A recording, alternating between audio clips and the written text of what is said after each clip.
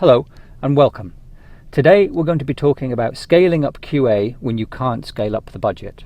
My name is Gareth Smith and I'll be joined later on by my colleague Stephanie. So as I build out new capabilities of my system, my application, my site, I add a whole bunch of additional test assets to test that.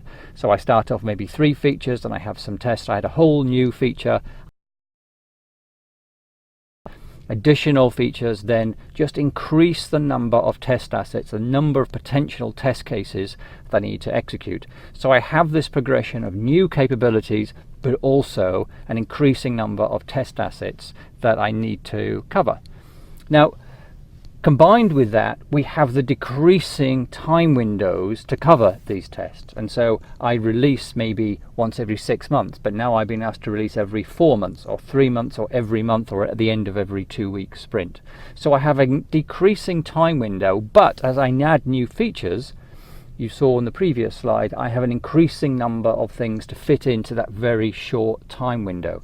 So in our continuous delivery world, I have almost no time to do my testing, even though I have more that I need to test.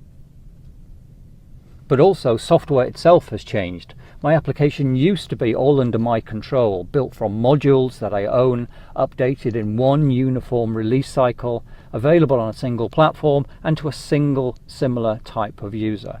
Instead, my application now relies on a mix of modules and services that aren't under my control, and each of these are updated independent release cycles.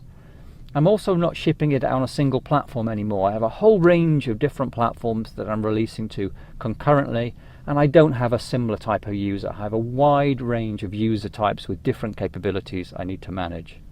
So I ship my application, and a few seconds later everything's changed. Maybe one of my authentication services that I rely on ships seconds after I release my product. Then all of a sudden my product, though it passed all my QA and all my tests, no longer works in the field. So we have to go and pull that back and make those changes. So how can we solve this problem of an increasing number of fixed test cases that I need to run in an increasingly small time frame?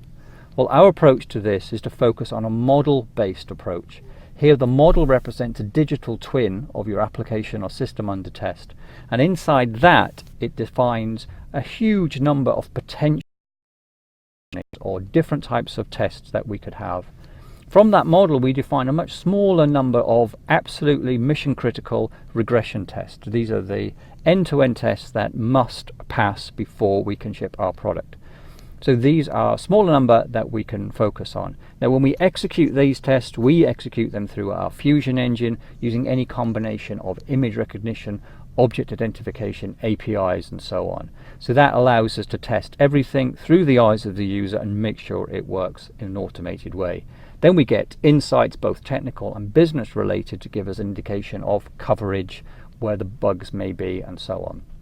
So in addition to this linear flow at the top, taking the model, building the regression tests, we also use the model to automatically generate test cases. So in addition to the smaller number of fixed tests I need to run, we can then use machine learning and AI algorithms to automatically identify the next best test to run based on all the information we've learned from the very recent testing. So how do we do that? Here you can see a model that represents a personal banking application, and this model is now executing in an exploratory mode and is testing different use cases and different test cases within that application. And it does that by looking at a number of algorithms, and the first one looks at the regression pack. So these are the explicit fixed test cases you've defined within the model. So as well as being able to run those explicitly, we can also use them to bias the flow of the model as we move through different exploratory test cases to try and, where we have an opportunity, to focus on some of those elements that you've taken the time to define as important. Bug hunting uses advanced machine learning algorithms to be able to correlate common factors and common attributes of historic defects, and where we see those as opportunities in additional new flows, we can zero in on those common attributes because we think that has the highest chance of discovering new defects. Coverage will look at analysis of where we've been historically in that model, and then also focus on a balanced view to make sure we've covered as much of the model as possible. We also define flexible models of coverage such that you can define this based on what is most important and what's relevant to you and your organization. And finally, we can take insights from real user journeys as people and monitor people as use the application in the wild and then feed that back in. So much like the regression packs, use those to focus and zero in on the journeys that are not just defined internally, but those that are actually being used in the wild. So what does that mean? That means you can take your team who are continually building out manual test cases in a sort of linear way where I build out increasing number of these fixed test cases, and instead take that team to build out models of a particular application. The small amount of time required to build that model yields an enormous set of potential test cases. That means that team can move on to cover different applications, while in a parallel universe that same team is still struggling to keep up with the test cases needed for continuous development. So let's look at this in more detail with Stephanie. Thanks for that, Gareth. So what I'm going to do now is we're going to have a look at an Epon AI model and how we can use it to also generate test cases so that we're saving time, and also how we can use it to create test cases. So what I have here is a model, essentially a twin of an application, and a particular application in question is an electronic patient record application, but a model can be created for all sorts of applications. You're not limited to what you can create a model for. Now, think of a model as a blueprint of your system, and it's made up of states and actions. So these purple boxes, they're states, i.e. different pages, procedures drop down, fees drop down, home page, etc. And then these actions, these are things that you can do on the respective page. And some actions, when you execute them, will take you to another state. So let's say every single release, we have our regression pack that we want to do, because we want to make sure that there are certain functionality and features that work. I'm going to show you how you can use Epon AI to create that regression pack and also use it going forward. So what I'm going to bring up here is the test case builder. And this is a really nice solution because this allows you to essentially click on various actions on your model and it will save it. So if I call this, let's say, test patient, and I go here, now we see test patient is there. So every single time I run test patient, these sets of actions will be run. And it's great because you're not having to copy and paste various pieces of code, etc., which does get quite messy and does become unmanageable. You are essentially just clicking on different actions and anyone can do this. Epon AI is allowing for collaboration. And let's say, with my new release, I can just select this and run all of my tests. So this is something that can be built upon, over time. Now what I'm going to do is I'm going to run this in exploratory mode. And what we will see here is when we start running the model, depending on where we are in the model, that part of the model will be highlighted. And the whole idea with this is that every single time we do a run, we are collecting data. Our agent is collecting data and that affects what we do next. And what this means is that every single run is essentially a test case on its own. And let's say something fails, for example. The next time we do the run, we're more likely to try and do that action again to try and explore this failure a bit. And also as well, we're trying to explore the entire application. So every time we do a run, we're getting a bit more complex and exploring the application more. And if we try and scale this back to writing your own test cases, imagine the time and effort it takes to create and think of new test cases just to try and explore the rest of your application completely. It then becomes unmanageable.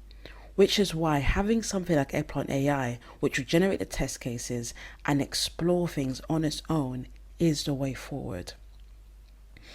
So what I'm going to do is I'm going to stop this model, and I'm going to hone into some numbers just so you can get a real idea about how we can help generate your test cases. So let's go to the run report, and I'm going to view all.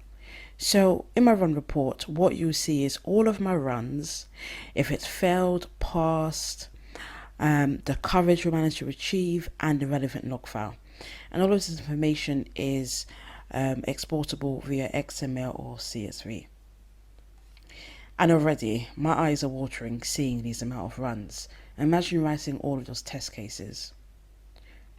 But it's not just theory as well. We have the actual numbers to back up the amount of test cases that we are generating.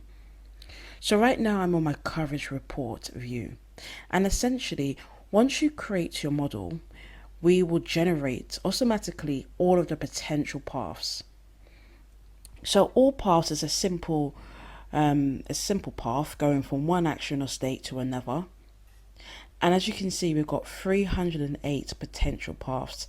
And so far, we've covered 35% of that. And go back to the goal of the agent, is trying to get this number up. Now we go to extended. And this is a bit more complex. Let's expand this. We can see actually we're transitioning to many different states and actions, and we have the information here of the test cases that we've actually done. And this is 3,337 potential paths, and we've just done 104 of them, and therefore we've got a 5% coverage. Just imagine trying to write all of these test scripts manually. How long would it take you? But on the fly, Eggplant AI is going through all of these test cases. Now lastly, full on exploratory mode. This is where we're getting a bit more complex now. And think about the goal. What we're trying to do is to best emulate real user behavior. You know, what is a user actually doing? And trying to think of those scenarios, which actually most of the time we miss from doing normal testing.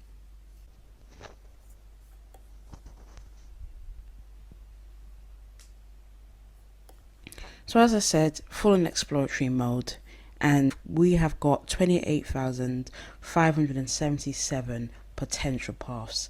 And these are the scenarios that users are doing, but quite often it just takes too long to capture it with our manual testing. So we've got an idea about our coverage report now, and actually the different levels of testing. This leads very nicely into our release insights. Now, release insights gives you a lot of information, and essentially it's telling you how many runs have I done, what's my testing time, what's my outcome, and also what's my coverage prediction. If I want to get to, let's say, 90% coverage on extended, how long will that take me? Do I have enough time? In this case, we're saying it's going to take 6 hours. And if you look at this graph over here, you can then start to extrapolate different figures.